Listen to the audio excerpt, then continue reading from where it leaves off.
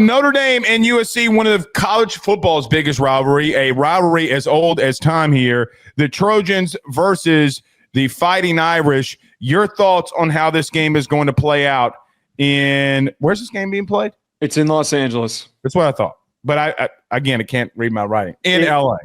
If the game is in the final week of the season, it's always in Los Angeles. If it is played in October, it's typically in South Bend. I have tried to be, for Notre Dame fans, the bearer of reality. To not just look at an opponent and think we're going to kick the crap out of them. This game, as we all know in the history of this rivalry, it does not matter how good both teams are. And again, this applies for so many different rivalries. If a team like USC is as desperate as they are, Lincoln Riley just barely won against UCLA. They're not really playing better football since they transitioned from Miller Moss to Jane Maeva. But they were able to win. And Lincoln Riley is getting picked apart in recruiting. They great kids. They got Longstreet and then they just lost a kid today. They have been a mess in recruiting. My point is that Lincoln Riley needs to do anything that he can to save grace and to finish the year on a strong note so that there are no calls for him to get fired at the end of next season. Notre Dame needs to know and cannot look past this opponent. They have done a fantastic job every single game this year, Blake, not allowing college football playoff and where they're placed in it for them to overlook it since what happened against NIU. They need to come out swinging. Otherwise, Maeva, who showed against UCLA that he is a far more dangerous player than Miller Moss was. He was making some big-time throws. He was scrambling. He was extending drives. They need to be ready to play contain. They need to play really good sound coverage like they've done all season long, because USC is the type of a team in this matchup that 1,000% could play spoiler, and we will show up here on Sunday, and I will be screaming and yelling about how they failed to get the job done. Oh, so you are a super fan. Wait, that has nothing to do with what everybody who tunes into the show knows I'm a Notre Dame fan. That's got nothing to do with this. Just like that, even though no one wants to support Brian Kelly, you're supporting Brian Kelly. No, I'm not. You support LSU in situations that you can, and I'm supporting Notre Dame in situations that I can. So don't give me that little last quip there. I am interested about one thing here. This is not the best defensive line that you're going to face. You're probably going to go to a playoff. However, Joe, USC has been better with their front seven. And I am not saying that they're going to stop you from running the ball. I don't think that they will, nor that they can through 4 quarters. They've gone through a Big Ten schedule, and they've been moderately average in stopping the run. They've given us some big plays here and there. I can't deny that. They got leaky in the second half versus Penn State, while Penn State came back and they won that football game. Joe, I've seen this USC team, though, against a team like Penn State at home, really get after a quarterback and really stop the run early. My interesting thought in this, and it plays off of exactly what you and I talked last night. There are going to be situations that I think that USC is going to be able to stop the run that's going to put Riley Leonard in for sure passing downs. My thought about this is, how does Riley Leonard and Mike Denbrock attack when they have been, let's call it what it is, anemic in moments when they need to throw football against better opponents? That is the game inside the game for me. You have gone up against the last 4 weeks, 3 secondaries that were in the 100s in passing yards allowed. Now I look at a team that, isn't quite better, but they are 93rd in passing yards allowed, that being USC. I know that they can get after you, though, in their front seven. They're not bad in their defensive line. Now, they lack some depth, and that's a problem that they've had. Ironically, the best thing that they've done from year to date, Joe, has been what they do in passing situations on third down. Joe, how about this? This time last year, USC was 127th in the country on third down defense. This year, they're 18th. You want to talk about a coach putting a stamp on something? D'Anton Lynn is saying, hey, big dog, look at how bad we were at getting off the field a year ago based off of what we're doing now. They have been moderately more successful defensively. And if Riley Leonard and Mike Denbrock can find ways to have easy completions on third downs and they connect on enough of them, ball game. Because I don't know if USC can be consistent enough offensively against a really good defense in Notre Dame. But, man, I'm telling you, if this game gets to a situation where this game is on Riley Leonard's shoulder, that's where I start having issues. I've seen USC do that to Penn State, and Alar late was able to make the throws, was able to make the plays that he needed to make, even though he threw 3 picks in that game, by the way. That's the game inside the game for me on this one.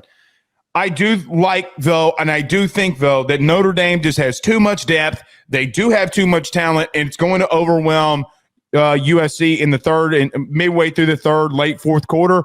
That's why they get the win here. But I got to tell you, man, I don't think this is a give me if they get in those favorable situations. Well, that's what my whole talking point is here for all Notre Dame fans is that we need to acknowledge that this is not a walkover game. We've played much shittier USC teams that have been far more favorable and easier to knock off. This team is better than the record indicates, but there's a lot of weaknesses to expose. You did mention that USC's best game was against Penn State, and I did make a direct comparison to the offensive structure and the production for Penn State yesterday is very similar to Notre Dame's, where they've got 2 really good running backs. They've got a big physical quarterback who can run the ball, who is inconsistent sometimes as a passer. Tyler Warren is way better than any of Notre Dame's tight ends, but they also rely on tight end usage in the passing game for a lot of their production. If the USC plays just as well as they did in that game against Notre Dame, this could be a very long game, and Notre Dame needs to get explosive plays in the passing game, which they've done more of. They've done more of on a week-to-week basis. One thing that makes me feel good about this matchup, if Notre Dame does not come out flat the way that Penn State did, is that besides that one performance, USC has been extremely leaky in run defense. They're 80th in defensive EPA per rush. They're 117th in defensive havoc rate. They're not getting stops. They're not getting pressures. They're not getting tackles for loss. They're having a lot of problems, even though it looked like at the beginning of the year that they could be more productive. So Notre Dame needs to take advantage of that. They need to not get too cute and overthink themselves like they've done a couple of times. And they need to just rely on running the damn ball, putting points on the board, and getting the hell out of there. Again, I'm glad you brought that point up there at the end. The best thing that Marcus Freeman has done as a coach, I'll say this every week. He continues to prove it right every week. I feel as if that they try to get away from the Notre Dame of old. And you know who I'm talking about. We make jokes about it. We fight about it on Twitter. The smartest thing Marcus did was like, hey, man, we got to get back to what's going to win us football games. Yeah. It's getting Jeremiah Love the football. That's how you're winning football games. Give him the ball and get out of the way. Give him the ball and get out of the way. Joe, I'm waiting for that game where he's got to tote the rock 20 times. And they luckily haven't had to do that. I really think I know that you don't completely agree with how I think that Notre Dame could play in the playoff. I think that they're operating at like 40% of their offensive capability right now. Well, I think nobody. I know, but that's what I'm saying is I don't think that they've really unloaded anything because they're choosing not to. They're keeping it. They kept the really simple game plan. Like they in the red area, they didn't call anything unique in goal line situations. They kept rerunning the same quarterback run concepts over and over again until Riley Leonard finally got in. They really simplified things against Army because they knew we don't need to put anything on film that we would much rather save against USC and in the playoff. Jeremiah Love, I think, had like 9 carries or something like that. For over 100 yards, yeah. There's going to be, right, he had a bunch of huge plays.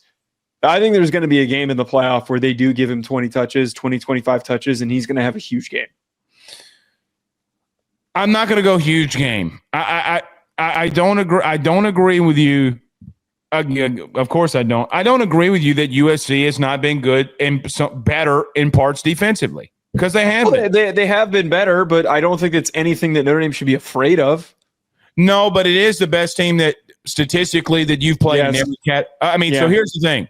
But actually, I mean, that's true. Notre Dame fans, we need to acknowledge that this is probably the hardest matchup that we've had since NIU. No, Louisville. It's Louisville. Louisville. Yeah, I forgot about Louisville. I always forget that we played Louisville. But to that point, though, again, and by the way, they're better. I don't care which. They're better than Louisville. They're evenly matched. I don't think that they're better than Louisville. They're better than Louisville. They're better coached. I think that they've got a better offensive scheme than Louisville does. They're better than Louisville. They've got better weapons on offense. They don't have a better defense than Louisville does. Louisville has a better defensive line. That's how I kind of feel the game's going to go. Basically, I've seen this story before. A team that's kind of muttering around, but we'll see, man. We'll see. I need to find out who the real Notre Dame is, and I'm not going to do that until the playoff. Well, okay, wait. Let me ask you this though. Before we move on, we're making good time here on today's show. If Notre Dame goes out there and smokes them, is that still not the real Notre Dame to you? Because this is probably one of the most competitive teams that you've seen, and you're playing them on the road in a different time zone. If you win this thing by more than two scores. What would you say if it was any other team besides Notre Dame? Like, let me ask you this question. Well, wait. Go ahead. What are you going to ask? If Ole Miss went on the road this week to play USC, do you not know enough about Ole Miss? I know plenty about Ole Miss. That's what I was about to say. That's the point. So here's the problem that Notre Dame fans have with me at the current moment. When I say I don't know who Notre Dame is, because they haven't been tested enough. And I've never disagreed with that. And I think that continues to get missed. So when you're looking for validation on if this is a good win, no.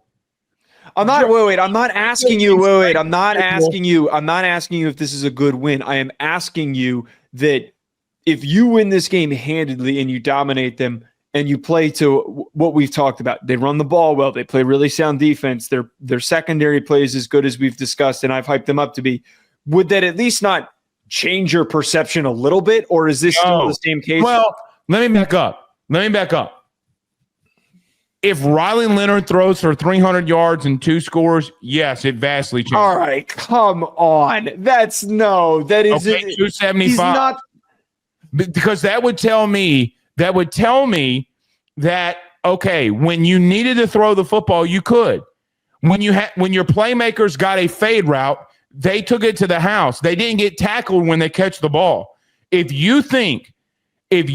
swear to God, I swear to Iris Jesus, if you think that there are teams that have not been, number one, seen, or number two, gone up against better weapons that you have outside and running back combos, then you're outside your box. Nobody's arguing that. Arguing that. All I'm trying to say here is that Notre Dame is lacking opportunities to prove themselves. I would argue that a multi-score victory over USC is an impressive performance. You just said their run defense was trash.